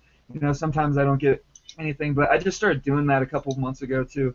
So I'm getting better at finding exactly the stuff that they want. But I mean, That's cool. That's my favorite. I mean, That's satisfying, yeah. Yeah, I mean, I like the quick flip, and I would rather sell it to somebody else who wants to sit on it for a year and get top dollar for it than do it myself. I want to be the guy that is out there with my little feelers, just grabbing stuff all day, and then if you want it, then you know you want to give me $10 for this shirt, and so that you can sell it for 30. Sweet, I paid $1 for it. I'm good with that. And you know you do that 10 times, and you know that's good money. But yeah. There's enough for everyone. I mean, let's all get real here. We live in America. We are over consumers. Oh yeah, well that's the only reason that we can do this business. I mean, I don't know if you've heard of the Scavenger Life podcast. Those guys are awesome. I love that podcast. I was just listening to them before the show this morning, actually, their last one. But they go to Europe every once in a while, and they talk about like how it is over there, and it's completely different. You know, I mean, there's a lot of antiques and stuff out there, but everybody knows what they have. Nobody has too much. There are no real thrift stores that they can find. But I mean, they're like out that it's a different world, and I think from the way they describe it, it's probably a lot harder to run a business like this. But over here, it's just easy. There's so much stuff, so much junk that stuff that people consider junk that they just throw away. And I mean, it's awesome. But finding the junk, man, that's what I like. Finding it and reselling it, but I don't have to get top dollar for it. I'm all about the what do you call it, Chad? The turn and burn. Turn and burn. Get it out of here. Get it out of my sight. Yeah, but let's see. Yeah, I'd really I'm gonna check out that 100 Best Vintage Shops online thing because one of the shops, I don't know if you've ever heard, what is it, Nasty Girl or Naughty Girl or something like that? Yes, Nasty Gal. Yeah, Sophia, I forget her last name. I've seen her in person. Yeah, she's Sophia Loren. What's her name? Sophia Loren. Sophia Loren, okay. James, what is it? I'm sorry? Sophia Loren. Is it Loren? I believe so. She has a Hollywood name. Are you sure that's her name, Sophia Loren? Oh, I'm not sure, but all I know is there's an article that I read. What's up, Chad? What? You're breaking up a little bit. No, a lot of people have been asking, Pick Me's Pinker, Robin, she hasn't been around, and a lot of people are concerned, and just want to let everybody know she's doing okay. She's been having some massive computer issues. Every time she tries to join a hang, she's getting errors and stuff like that, so she wants to let everybody know she's still around, she's still doing her thing, and she'll try to get back to where she can talk with everybody, so just letting everybody know. Yeah, she's around. She's still. I send her the links every morning, and she pops in every once in a while. I think she was on a couple times last week, and it's not because there's anything going on. It's just that she has issues with her computer. That's all it is. So don't worry about it, guys. She'll be back when she gets them fixed. But Deborah, Pinching Peso's birthday today. Yes, it is. 20-something, something like that. I was hoping she was going to be on so we could wish her a happy birthday, but Happy birthday! Happy birthday, Deborah. Yeah, Sam, my vintage clothes and stuff like that, I catch all kinds of heat for it, but hey, I love this stuff. I'm talking in the 70s look. People are like, you're crazy. I'm like, I don't care. I don't care either. I love this stuff. Yeah, I'm wearing this, like, I don't know, it might be 70s. I can't quite tell with the sequins, but this is like really cool. And then I'm actually wearing jodhpurs, riding pants from the 80s. Crazy. Yeah. Yeah. I think it's cool, and I think it's coming back huge. Oh, totally. Oh, yeah. For years. That's why I was able to find the success that I found, because women really, really like it. Yeah. Men more and more so. So Ronin, get in on that. Oh, I'm working on it. Trust me. I'm more of a t-shirt and jeans type of guy. You know. I mean, I like nice jeans. I like nice shirts and stuff. But Paul, you were sporting that suit pretty well. oh yeah, I found. There's a picture. You can find it on the Thrifting Lounge or something like that. I don't remember where I posted it, but Yeah, I think I put it as your picture on your interview. So it's on that one as well. Yeah. Yeah, just to remind everybody, James had an interview with me a couple weeks ago, and he just posted it on Monday. So if you want to go and check that out, go see it. Go check his page. His channel is Cali Picker, and after the show's over, I'm gonna go through. What's that? Did you just call him Cotton Picker? It's his channel? No, the Cali Picker. Oh. Cotton picker. No, Cali Picker. He does a lot of interviews. He does a show called You Know Who I Am, and he also interviewed Mike Picker Army a few weeks back, or actually a couple months back, and then he interviewed Dan Bailey, who's usually on. She skips a day here and there, but Vegan Picker. But he does, and he of course interviewed Sammy. That's how I found out about Sammy. He interviewed her a couple weeks ago, and it was one of his best interviews by far, if not his best. I like that one a lot. But it was so it's Cali Picker. Go check out his YouTube channel. It's really good interviews, really good information, and he interviews some interesting people. It's not always just people involved. It's kind of like some of the people more on the fringes of the reselling community, I guess, or people that are involved in other groups, other parts of the reselling community, and he kind of brings everybody together. So I like it a lot. That's kind of what I want to try to do as well with the show, you know. Find people that. Thank you. What's that? I appreciate that. Thank you. Oh, no problem, man. But anyway, we were talking about that. Some of the vintage shops that you were dealing with, and like I was saying, building brands is really important for if you want to get into clothing, especially online. Now, do you know how forthcoming some of these people are with their secrets on how they got started? Are they more like just, hey, this is my brand? I mean, are there some people that I might need to get in touch with to try and have them on to talk about this? Yeah, that's a great question, and I get to wrap my time in this episode with that question. I apologize, gentlemen, on East Coast time, so it's fast approaching my goodbye. But I would say, Ronin and anyone here, because I created a professional relationship with everyone featured in my ebook, because to use their photography, they had to sign off on, I forget what they're called, but, they gave me the rights to their photo release form. So I got to know the personalities really fast, and there's a few sellers that are a little bit more guarded, and then there are those that are like, I'm here to spread the love, and just like we're vocalizing here in this group, like there's enough for everyone, and it's about figuring out the process for yourself. So whatever I tell you, you still have to figure it out for yourself. But Ronin, yeah, if you want to message me later, I can recommend a couple of good personalities that would really, I mean, again, it's about the knowledge, as you said, of vintage, of designers, of fabrics, of materials. I get tongue-twisted, tongue-tied around a lot of what they know. So if you're looking for someone that can offer that insight, that would be great. That would be great. And I would say, like, I mean, just because I believe in the good in people, always ask for help. And if they say no, or if they say, like, no, or if they don't reply, there's someone else that will help you. So don't feel discouraged. You know, there's a good vibe tribe for everyone. I don't get discouraged by anything. I know you don't. Yeah, throw me down, I get right back up.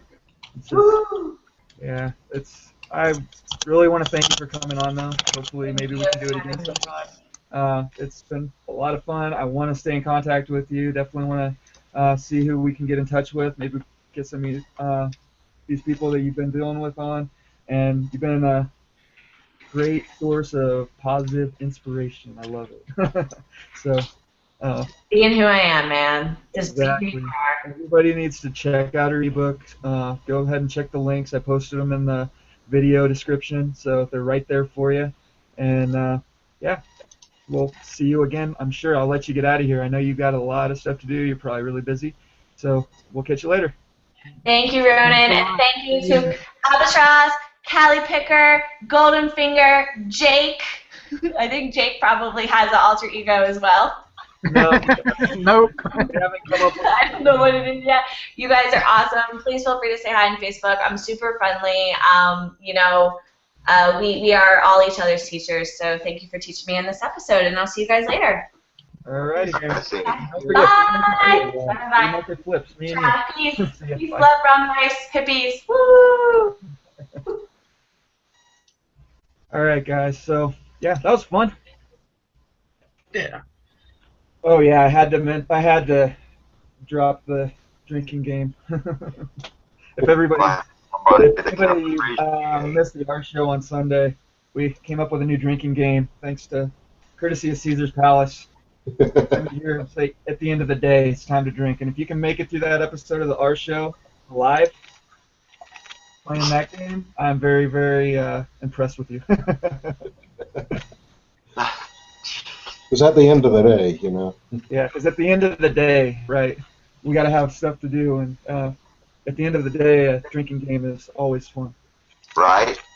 At the end of the day, anytime you can come up with a new drinking game, right? That's the drinking game. Right. Right? Right. Right on. Right on. Right. I thought you ended it.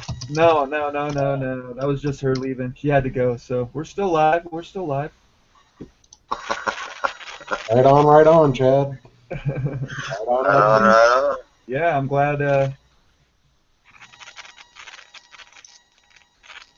Yeah, so. Sammy's pretty cool. Oh, yeah. Did you guys do any? What did you do yesterday, Chad? Anything? You find anything cool? We listed. I mean, I think Kim listed a bunch of clothing, and it was really weird because she said, you know something? Every single piece of clothing I listed was over $50. I'm like, well, that's some good picking then. Exactly, because you didn't pay more than $2 for anything. Yeah, it was a lot of just kind of really weird stuff, like ladies, like a couple of these like jackets, I guess, and they're really high-end names that we had never even heard of before. So we're excited to see what those do. And it's awesome. I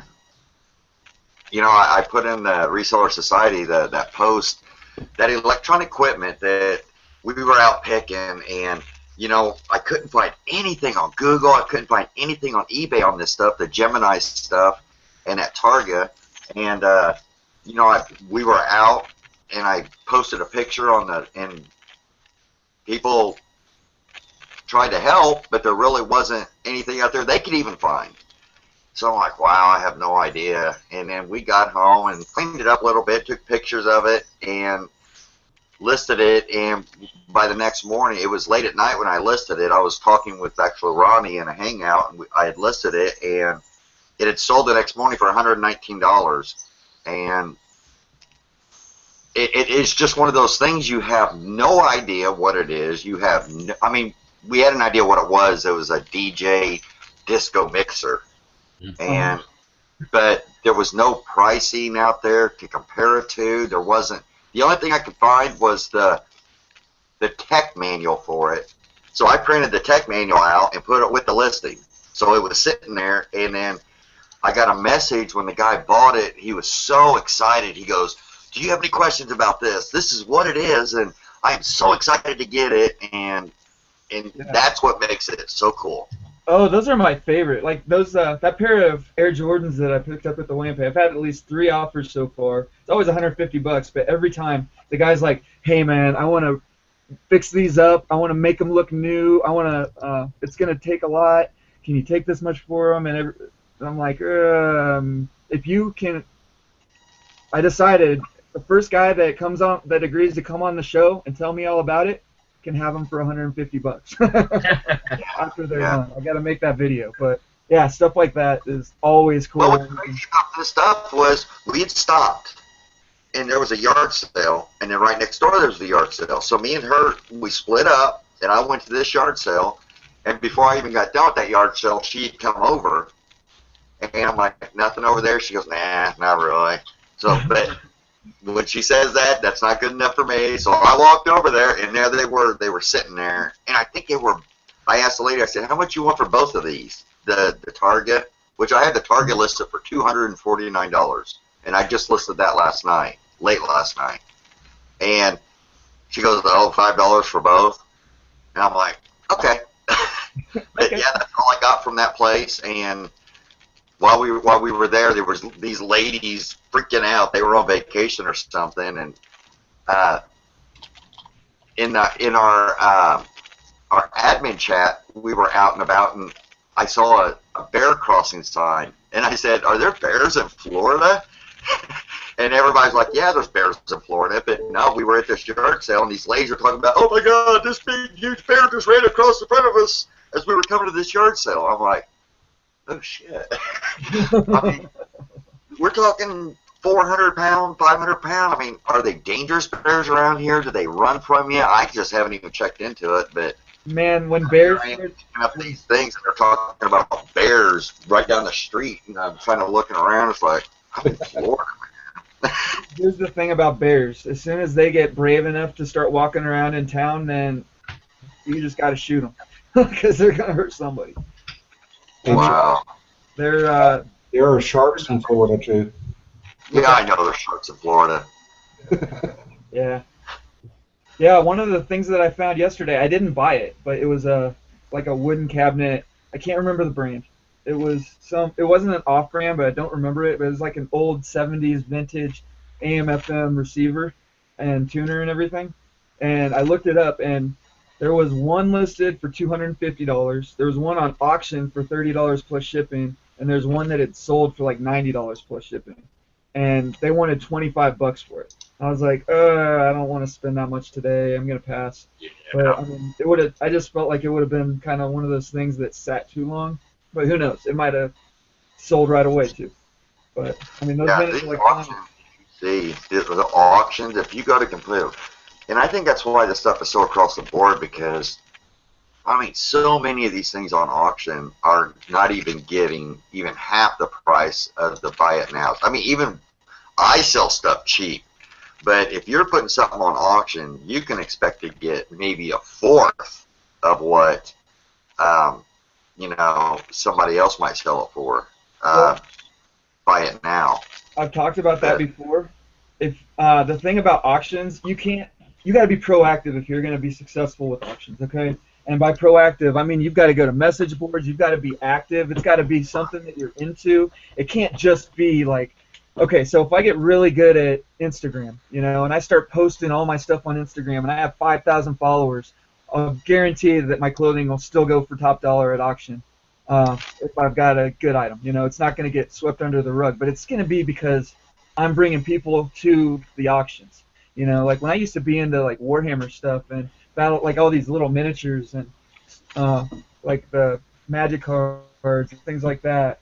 I mean, to get top dollar at auction, you've got to get people in a bidding war over it. And the best way to do that is to get visibility to your auction by going outside of eBay.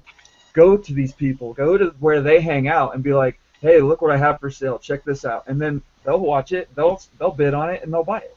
So, I mean, if you can do that.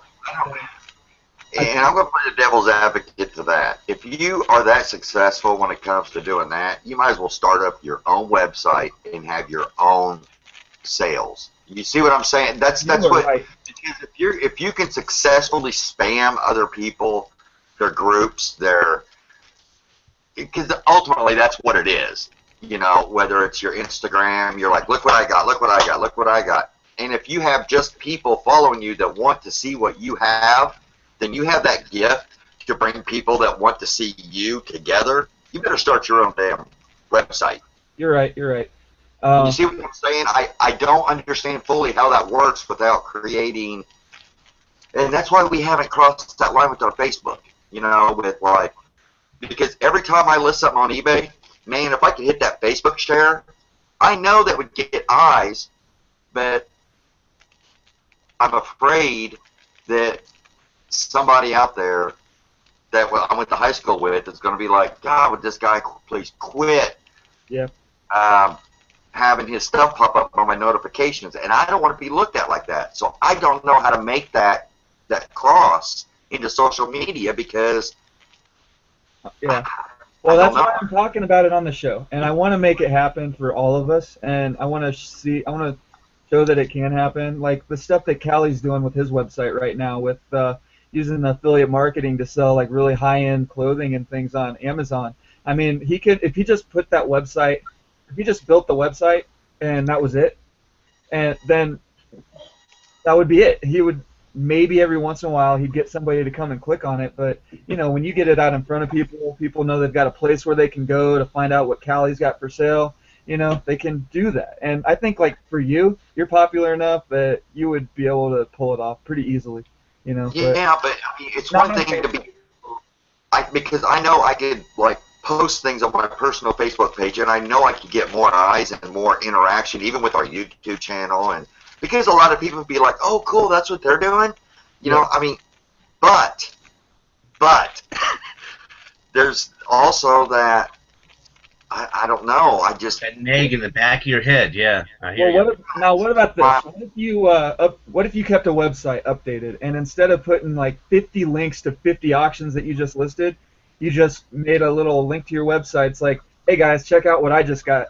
Or look what I just put in my store, and then it's just one link once a week or whatever, and then people start to, it's not spamming anymore. Now, you start getting followers, people start going to your website, and you start picking up more and more people going to your website. I think that's what the idea behind social media, that's how you've got to work it. So you got to find ways, and find places to like consolidate and to make sure that people don't have to like go looking around for your stuff. But I don't think Facebook's the place to do it. I mean, Facebook is more about connecting with old friends. It's not so much about advertising yourself and everything.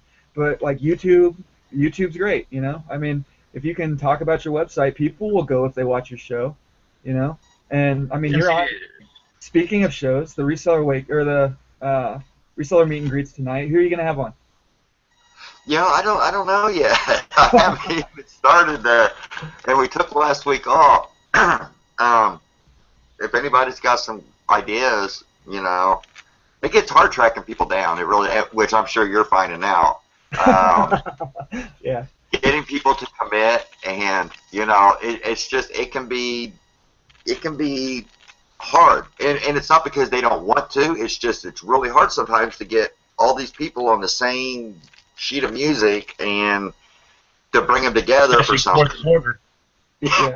Especially fourth quarter time too. Yeah. Oh yeah, people are so busy right now. I mean, it's at 6:55 when I'm the only one in here. Trust me, I'm like, oh crap, what am I gonna do? But so far, I've been lucky. I've had somebody show up every time, at least one or two other people.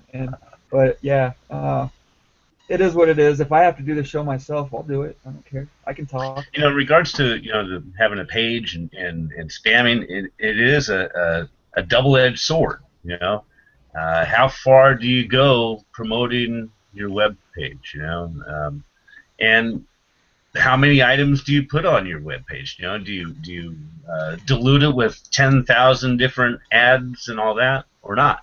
And you know, I'm not going to do this. I want to do like a kind of like a blog, a video blog.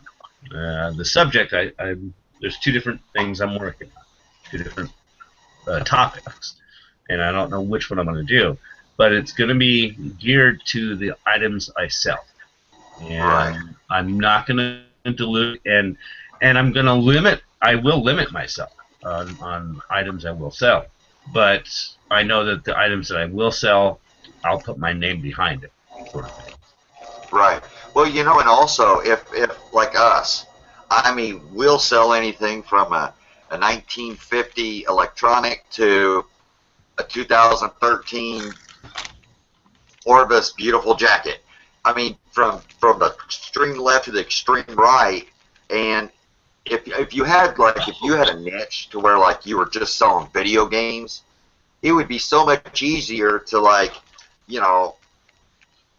have the same people come back. And that's why we have a lot of people, not a lot of resales to repeat customers, because we're so diverse in what we sell. It's like, the person who bought this really rare Burberry coat, isn't coming back to my store to look at my vintage electronics.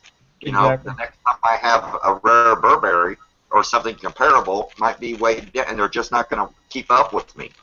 So if you are, like you said, it's a double-edged sword. I mean, if you want to niche, you're putting yourself in a bubble, and if it's all going great, that's fine. If you're making the money you want to make, that's fine. But chances are you're going to have to expand outside that, because your sales may probably dry up if the market gets saturated. There's all kinds of contributing factors of why you shouldn't niche one item unless you're extremely successful at it. And somebody like Ronnie, who does typically high-end clothes, it would be a lot easier for him to generate like a group of people that continuously are following him on his personal Facebook page, because he sells high-end clothes. Get Global Voodoo on, Chad. Exactly. Mike's an alright guy, but I don't know. He probably wouldn't want to come around. Yeah. Oh, you're joking. But yeah, you see what I mean? I mean, it's one thing to be very diverse in what you're selling, a lot of different items. Yeah. And being niche to one thing, it's like Kelly, it's a double-edged sword no matter how you look at it. Right. Well, that's why I want to make. I mean, you can have up to 8 eBay accounts. I think is it 5 or 8? One of those attached to your PayPal account. So I'm thinking I'm just gonna start another account just for clothing and start specializing in just vintage and higher end clothes. I'll keep all my athletic clothes on my site, because I feel like athletic clothes, people are just buying them to sweat in, so they don't care as much how they fit. They don't care as much if there's like little issues with them. They still pay good money for them if they're good quality and the right brands. And I mean, with athletic clothing especially, I mean, quality equals like brand equals quality. I mean, there isn't a whole lot of low quality or unknown brands that are still high quality. Generally, it's like you can find a shirt that's really nice, that's in really good shape, that has high quality buttons, high quality details and everything, but you would never ever be able to sell it because the brand just sucks, and there's not much you can do about that. But it's totally different with the athletic clothes. So it's more like beater clothes, So that I would keep on my website. And I mean, like one of the things that Poker Army always talks about is he likes to do like the top 20% of every niche that he's done, that he knows. He's tried to get to know just enough about everything that he can pick out the best of everything. So I mean, that's kind of what I'm steering more towards, just because I mean, the low-hanging fruit is getting picked the fastest. Yeah. You just can't find the really easy to find stuff as easily anymore. Anything that's really quick and easy to research, anything that's worth a lot, that's pretty common, that moves really fast, people are buying that stuff as soon as they see it. I mean, it's getting to the point where, I mean, I go to a garage sale and like people are almost fighting over the video games, just because it's like, grab them. They don't even. It's like, oh, $5, I'll take them. They don't look them up. They don't look at them. They don't care, because they know they can take them to the local game store even and double their money on it. But anyway, it's about time to wrap this up. It's that time again, ladies and gentlemen. We had Sammy Davis on today. All of her links are in the comment section, or in the video description section. You can just click on those if you want to find out more about her. I'm gonna put the links up for everybody here that's in the chat. I want to thank Callie Picker for coming on, Albatross. Jake, thanks a lot, man. And, of course, Chad, Golden Finger Picker. Love having you on. Thanks a lot, man. You always liven up the show for sure. But remember, tonight it's the reseller meet and greet, we hope. It is going on, right? Yes, it's going to happen. All right. I'm going to be posting the event here shortly. She's like, come on, let's go. She's ready to go sourcing. So I think I've overstayed my welcome here today. All right. Well, once again, thanks for coming on, man. We'll talk to you. Everybody tune in tonight. Make sure you subscribe to Chad's channel if you haven't. You're going to have everybody's links underneath the video here in just a few minutes. And I'm going to open this Hangout. So if you want to come hang out, then you can come on in. Anyway, thanks for watching. Thanks, guys.